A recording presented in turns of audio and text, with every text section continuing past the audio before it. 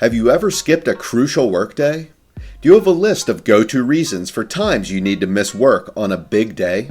Aren't we all guilty of it? There have been some unique reasons for Formula One drivers to skip races.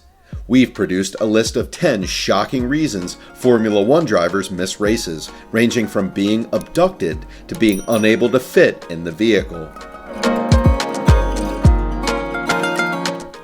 In the absence of a better reason, many people assume that the Brazilian was removed owing to sponsorship concerns, with Sakan Yamamoto claiming to wield $5 million in funding. So, why did Bruno Senna miss the British Grand Prix in 2010? According to reports, the cause might be a simple email.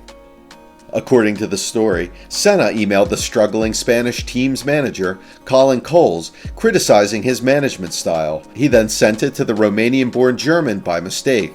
Senna was substituted for a single race by Yamamoto, a Japanese driver, as a disciplinary measure for his insubordination.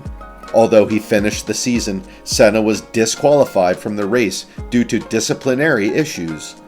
Bruno has a bit of an embarrassment on his hands there. In 2013, Kimi was driving for Lotus, and he negotiated a very lucrative provision in his contract. He'd earn an extra £50,000 for every point he achieved. The Lotus management didn't anticipate their vehicle to be as outstanding as it was, and his bonus alone was about £20 million in his 2 seasons with the company.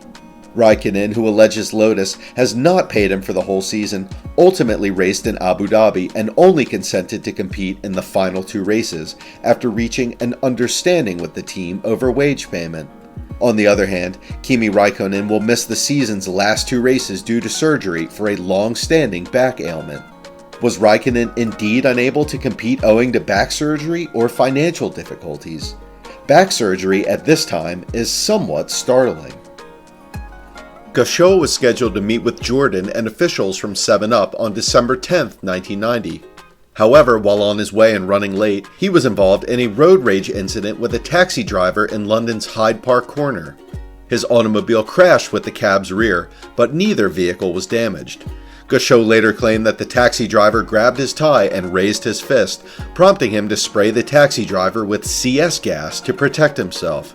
Gauchot was arrested and charged with actual bodily harm and possession of a banned weapon. Gauchot's trial was set for the week before the Belgian Grand Prix in 1991. He claimed self-defense and expected a fine or a suspended sentence. Instead, following a failed appeal, he was sentenced to 18 months at HMP Brixton. Jordan needed to find a new driver as soon as possible. They were offered money to take Michael Schumacher, a teenage sports car driver. What a way to make his debut for the 7-time championship winner.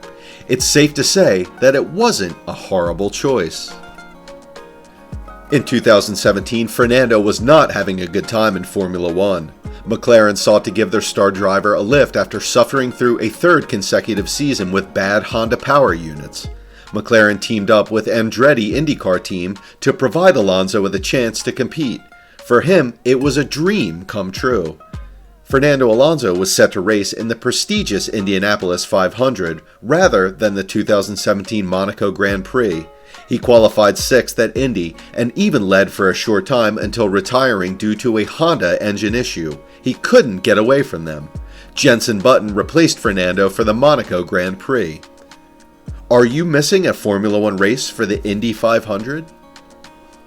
Nigel Mansell was offered a drive with McLaren for 1995, but he struggled to fit in the vehicle during testing and expressed his dissatisfaction.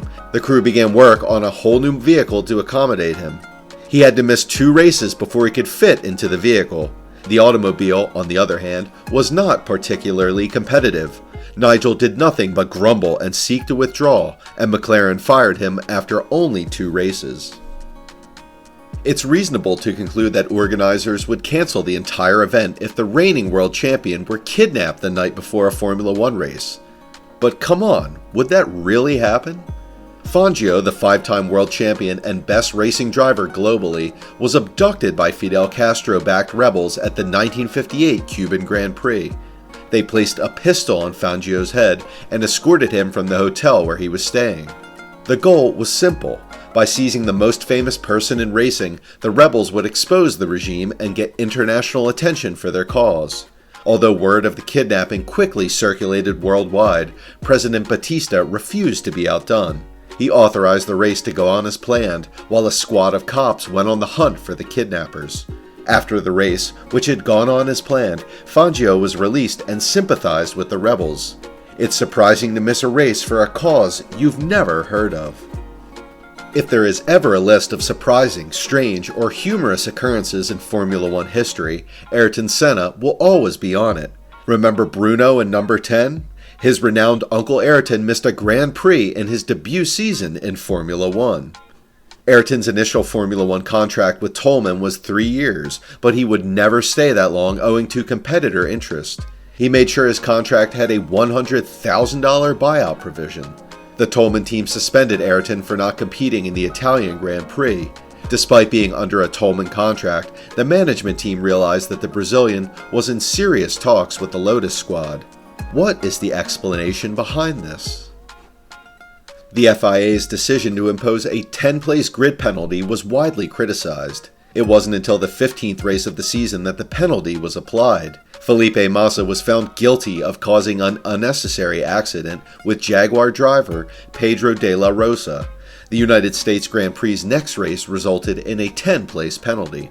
Because the regulation states the next race, not his next race, the Sauber team realized they might dodge the punishment. By benching the young Brazilian and returning Heinz-Harald for the weekend, Sauber avoided the penalty. You missed a Grand Prix because your team decided to bench you to avoid a penalty. Juan Pablo Montoya was forced to withdraw from 2 races in 2005 due to an injury he sustained while playing tennis. Frightening. Please be patient with us on this one, since it isn't all that strange at first glance.